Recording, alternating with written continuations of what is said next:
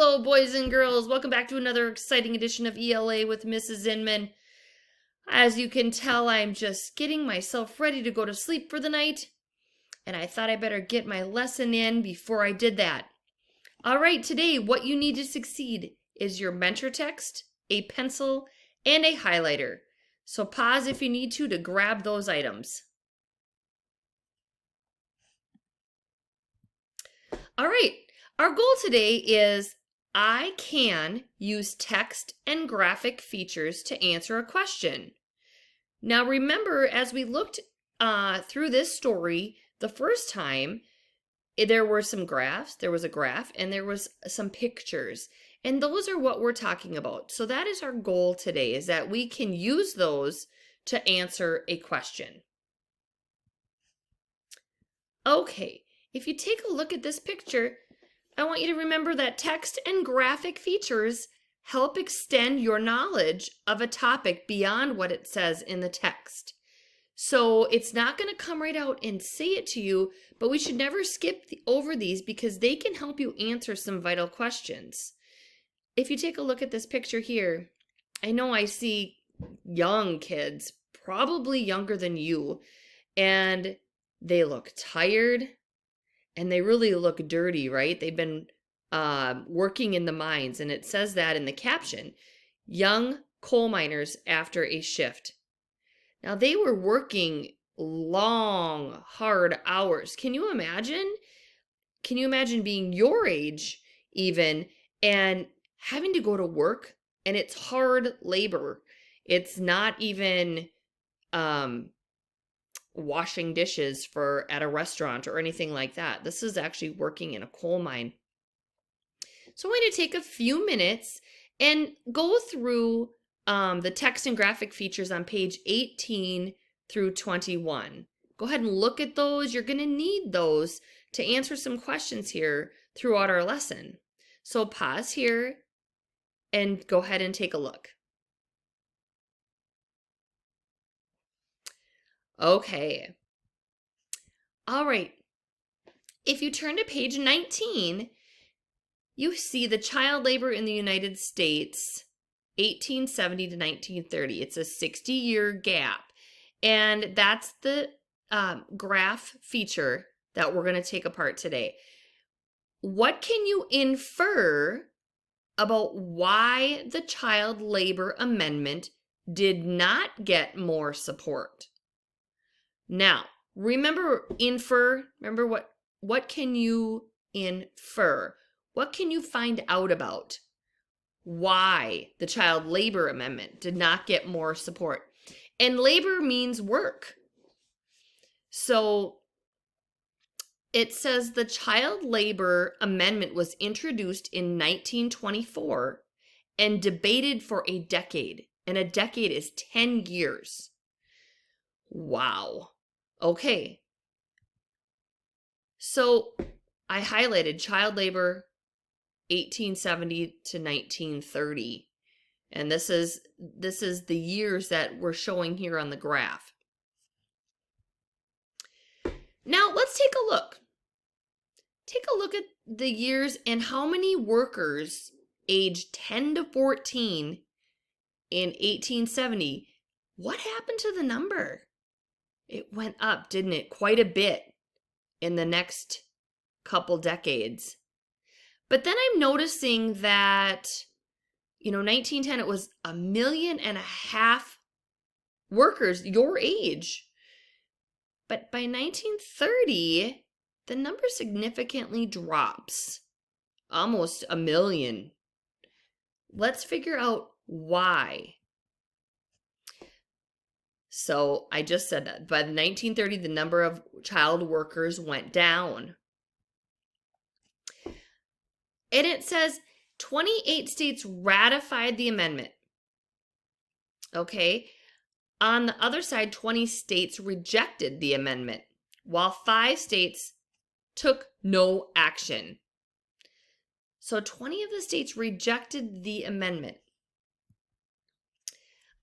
I underlined in 1938, Congress passed the Fair Labor Standards Act, which accomplished much of what the amendment aimed to do. Now, I don't know about you, but I don't think it's quite fair for a child that's maybe 10 years old to be working such long, hard hours and dangerous. Working in a mine is very dangerous. So 20 states rejected it. Well, that tells us why the child labor amendment did not get more support. It's showing that the problem was not as bad as when the amendment was first introduced. So the amendment was introduced in 1870. I'm sorry, 1924. I'm like, that is not right. 1924. But by the time 1930 hit, the numbers were going down. So if you can imagine right here, after 1910, I'm guessing the numbers were up over more than probably 1.7 million. Then they started to go down. So that's why the labor amendment did not get more support, is that the problem was not as bad as when it was introduced 6 years prior. Okay, so take a look at other amendments that have not passed. The 18th Amendment was ratified in 1919. Beginning in 1919, there is now a 7-year time limit on proposed amendments. 7 years. They only have 7 years from the start, if they introduce an amendment, they have 7 years to get it done, basically, to get it ratified and put into the Constitution. The 27th Amendment was ratified 202 years after it was proposed. Can you believe that? Now you're probably saying, Mrs. Inman, wait a minute. You just told me that it's a 7-year thing. But no, it said beginning with the 18th Amendment, so in 1919, anything before 1919 was still fair game. So 202 years. That's crazy. U.S. citizens could not accept a title of nobility, as you can see right here, which means you couldn't be called a king or a queen.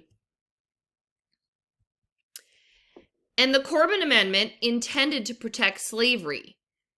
So it says in 1861, it intended to protect slavery. So that did not pass. All right. So I don't know if you remember us, we talked about an anchor chart that was text and graphic features. So it allows you as readers to actually see their ideas by using text and graphic features. It includes key details that are not in the actual text, which is why it's so important not to skip over those things.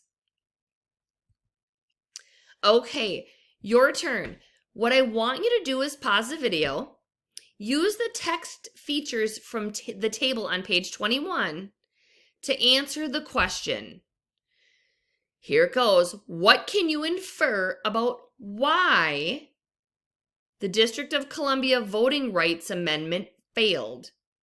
Okay, remember, what can you find out about why the District of Columbia Voting Rights Amendment failed?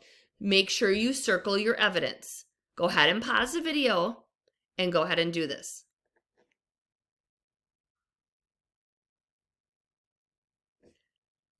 All right, welcome back. Okay, so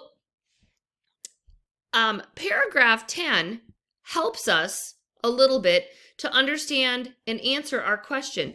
But if you take a look at the other amendments that have not passed, it says in paragraph 10, the amendment failed. Okay, well, I wonder why. Well, here we go. Only 16 states had ratified the amendment. Only 16 states had passed the amendment. And it says, beginning with the 18th Amendment, ratified in 1919, Congress has normally set a 7-year time limit on any proposed amendments. Okay, well, it says, okay, but in 1985, so even though the 1978 amendment did not gain enough support, so 78, what was that? I mean, that was 7 years. I mean, it looks like it's saying that they're still fighting for equal representation in government. So that may have failed, but they're still fighting for that. And it talks about it right here. It says, because it set a 7-year time limit. Remember what I said earlier, that, okay, from the time that amendment is proposed, you only have 7 years. Well, this amendment was proposed in 1978. And by 1985, only 16 states had ratified it. So that was not enough to get it to pass, and that the 7-year time frame had come up.